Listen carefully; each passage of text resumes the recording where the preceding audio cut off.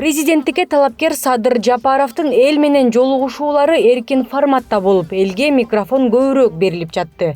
Суроосун узатууга үлгүрбөй калгандар талапкерге кат менен кайрылышкан. Садыр Жапаров каттардын бирөөсү да көз жаздымда калбайт деп белгиледи. Ар бир суроого жооп беребиз. Сөзсүз жооп беребиз. Кудай буйрса президенттик шайлоодон кийин бардыгын жыйынтыктап, иргеп суроолордун бардыгын, анан жоопторду беребиз. Президенттикке талапкер Садыр Жапаров Талас, Жалалабад, Ош, Баткен облустарын бир жума бою кыдырып 8 миңдей кат алды.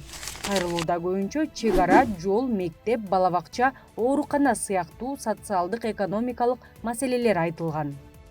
Келип түшкөн каттар Садыр Жапаровдун борбордук штабына жеткирилди. Бул боюнча атайын аналитикалык топ түзүлүп, ар бир кат тыкыр иликтенүүдө.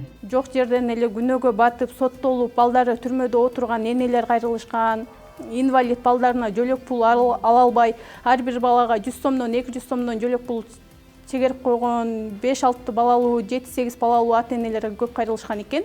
Элдин күнүмдүк турмуштагы маселелери бюрократиялашкан атка минерлердин кайдыгерлигинен улам чечилбей, тескерисинче күн санап топтолуп, анын жыйынтыгы бийликке болгон ишенимдин жоголушуна алып келген. Эми жарандардын үмүтү Садыр Жапаровдо. Акыркы 30 жылда эл өзүнчө, мамлекет өзүнчө, ошол эле кезде укук коргоо, мамлекет элди тейлеген министерстволор, элди тейлеген органдар, өзүн өзү башкаруу жергиликтүү бийликтер, айыл өкмөттөн баштап президенттик управленияга чейин эл өзүнчө көйгөйүн тартып, мамлекет өзүнчө багытта кетип атканы мына айкын болду. Келген каттарды Садыр Жапаров дагы убактысынын жетишинче кайрадан карап чыгууда. Талапкер каттарды окуп, аймактардагы көйгөйлөрдү терең түшүнүүгө аракет кылууда. Садыр Жапаров шайлоонун жыйынтыгына карабай, ар бир жарандын кайрылуусуна колунан келишинче жардам берерин белгилейт.